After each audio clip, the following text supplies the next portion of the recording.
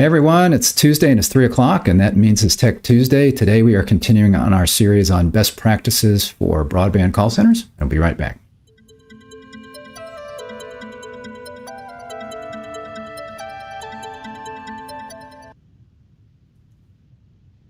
Hey there, thanks for joining me. This is Rick Uzzi from Z-Quorum, and again, we are continuing a series on best practices for broadband call centers, and my guest during this series has been Jason Young, our Vice President of Call Center Services. Jason, how are you doing today? I'm doing well. How are you? I'm great, thank you. So today, just let me let folks know that if you are watching live, if you're checking in, watching live, that you can go ahead and just type there in the YouTube chat. If you've got any questions or comments, we'll be happy to look at those. Or if you're watching later recorded, just type in a comment on YouTube. If you've got any questions, I'll get with Jason. We'll get those answered. So Jason, we've been through, I think this is maybe our sixth one. This is going to be the last one. But I wanted to cover kind of the unexpected when that happens. And I guess if it's really unexpected, sometimes it's literally taking you by surprise. But there are some things that kind of happen somewhat unexpectedly that you can plan for. So I wanted to kind of cover some of those types of things. So first thought, some things that you can maybe plan for, might be weather. So things that you might see coming, like a hurricane or an ice storm, or maybe a little bit. That's right. Yeah. We have, first of all, years ago, we started trying to plan for some of these things by opening up our redundant centers so that we have two physical locations that kind of helped us. If one area is having an issue, the other doesn't. So these are, 90 miles physically apart from each other, and allows us to, deal with, weather-related issues or those things sometimes are easily done. Mm-hmm. So, it's exactly what you would think. If, for example, one of our centers is only about 100 miles inland from the coast. So during hurricane season, we might get some tropical storm stuff there.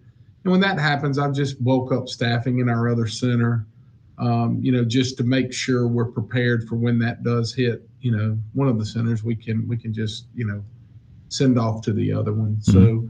So it's easy with redundancy and that combination with at-home agents for your ice storms and those kind of things, where they don't have to travel into the office, where they can just simply work from home. So all of our agents are not at-home agents, but they all are able to do that inside of an emergency situation. Mm-hmm. Yeah, because sometimes I guess, for example, both being in Central Georgia, there might be an ice storm that could affect both facilities. So then you have to kind of, right, like you said, kind of work with the remote workers or do what you can to get that handled.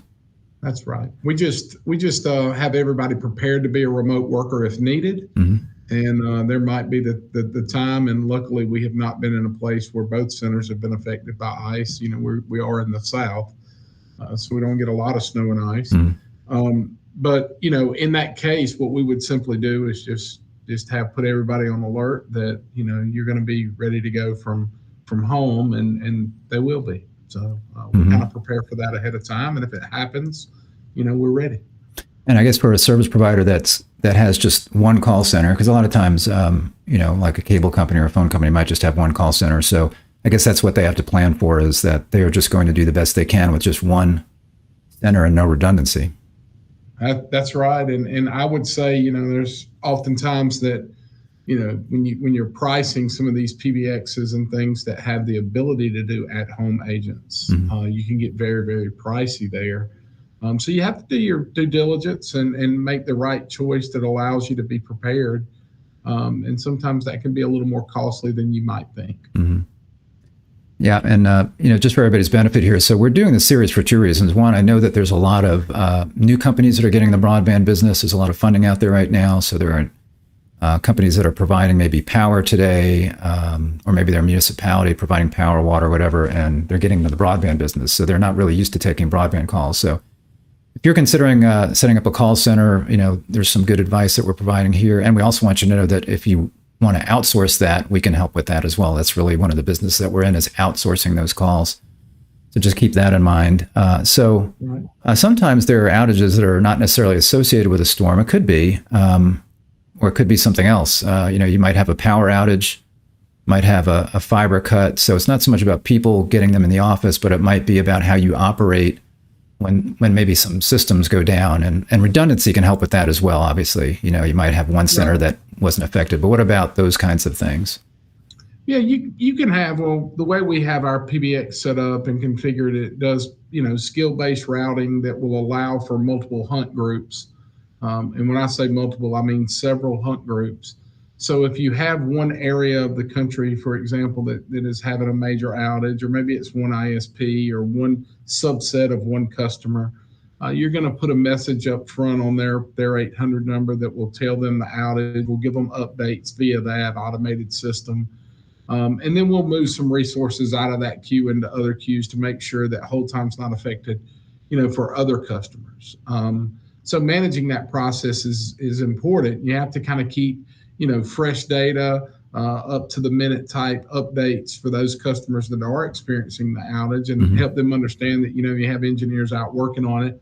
But then on the other side, you don't want to use all your resources fielding all those calls just to say, we're currently having an outage. So you move some of those resources and then give that message out automated, just so you're able to keep hold time as best you can under control for everybody else. Mm-hmm.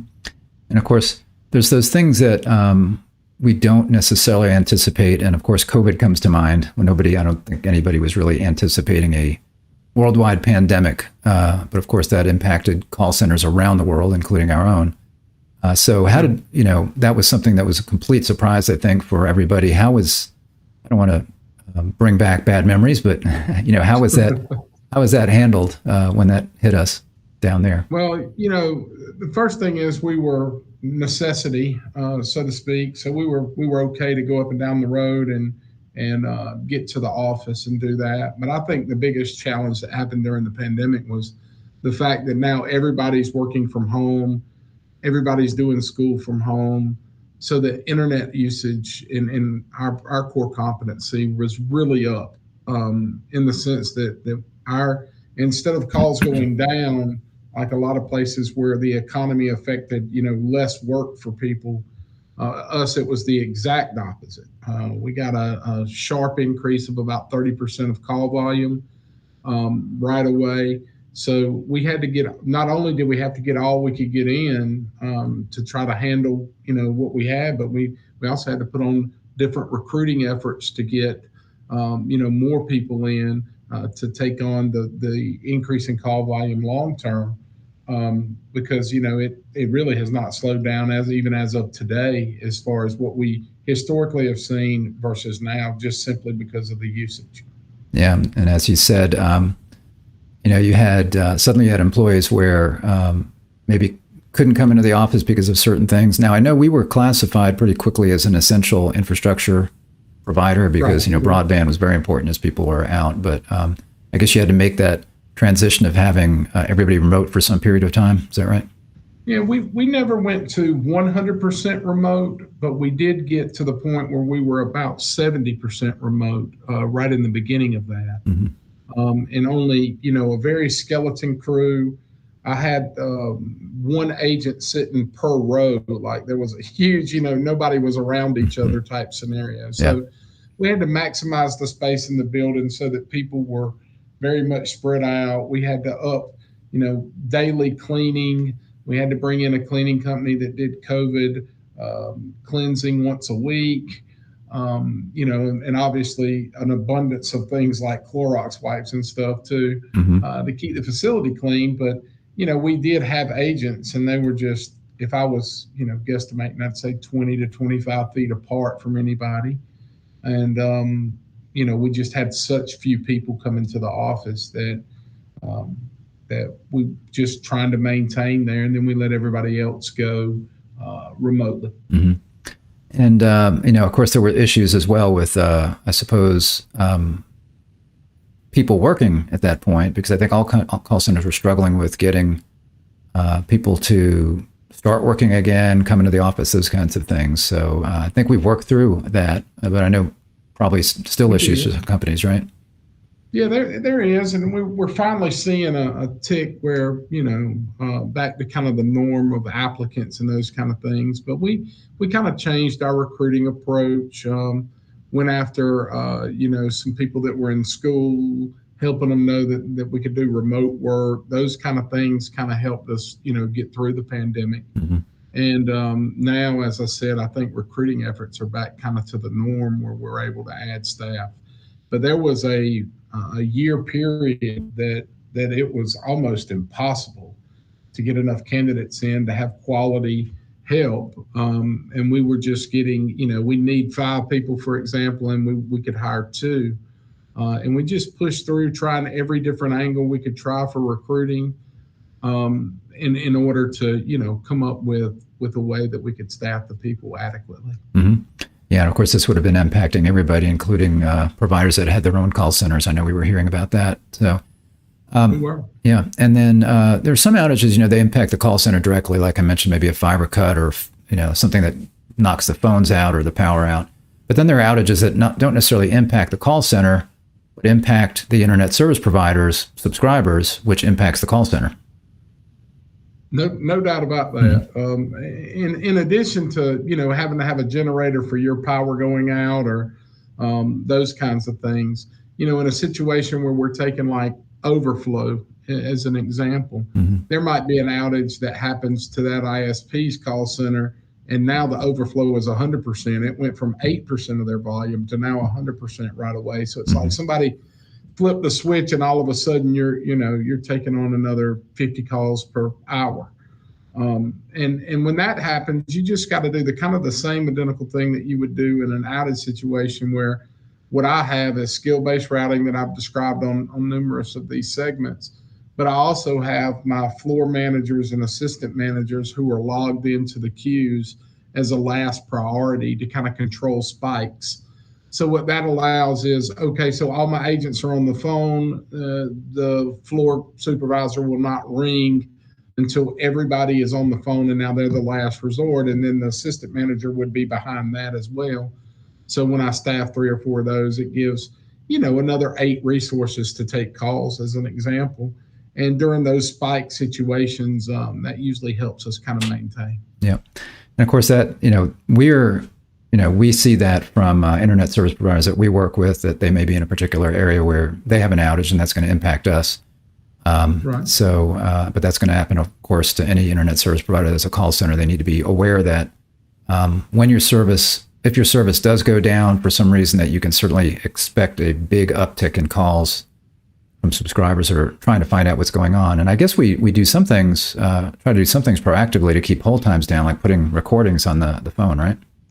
Right, we do. The recordings help, but of course, you're going to still have customers that want to hear from a human and want to ask the questions and want to know when it's going to be back up. And, all the details that maybe we don't have for the recording. So you try to keep that recorded message as current as you can, and most importantly, you have to know to take it off when the outage is over, right? Because you don't want to leave an outage message up. During the time that the outage has already been resolved. Yep.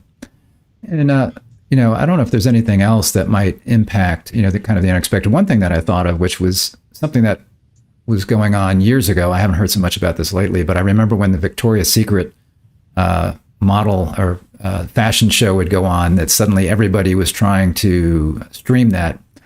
So you've got that, or you might have pay-per-view events. We do some we do support for video as well. Pay-per-view for us right now, it'll be like Fight Night, the UFC. That's a big deal. A big boxing match that might be on pay-per-view. Those events definitely cause an uptick in call volume, and you have to be prepared. So. Oftentimes on Saturday night, I won't say often, every time on Saturday night when I know there's the UFC event coming, we typically staff more than normal. That's an opportunity for us to, kind of bulk up resources and be prepared.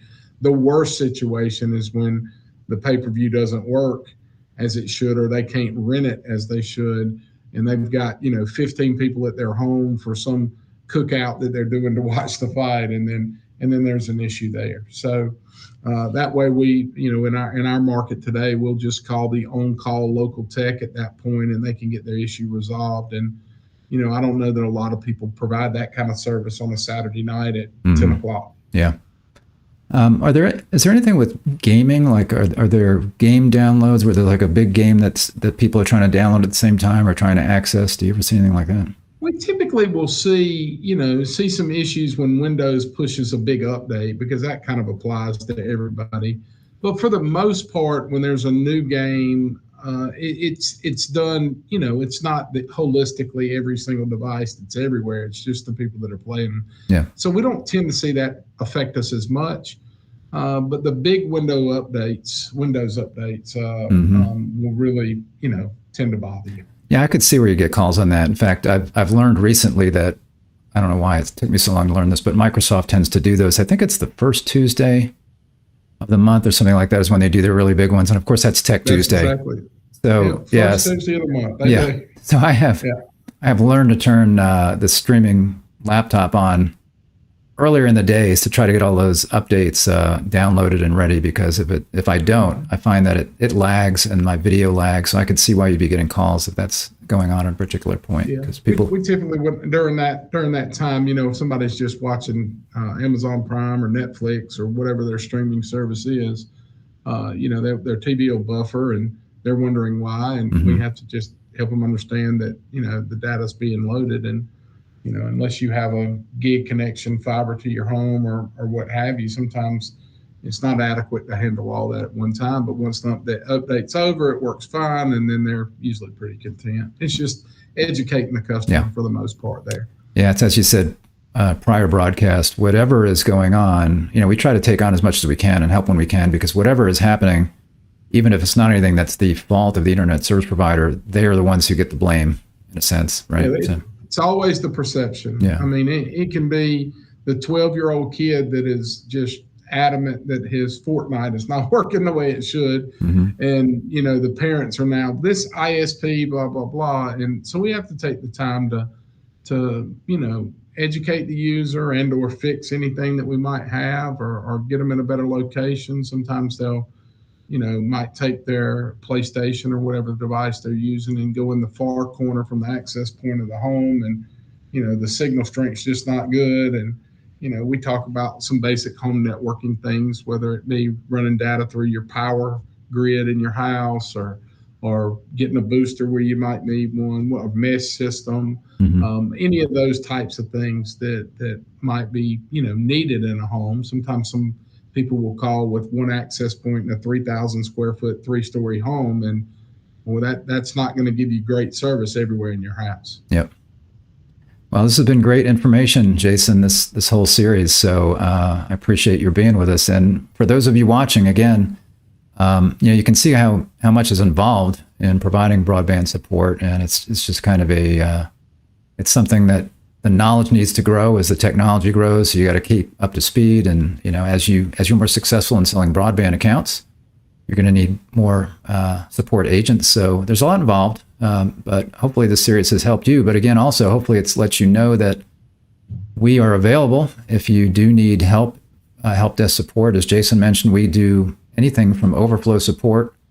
If you've got your own call center, but you just need kind of a backup when things go awry there, or we just want support on the weekends. We do 24/7.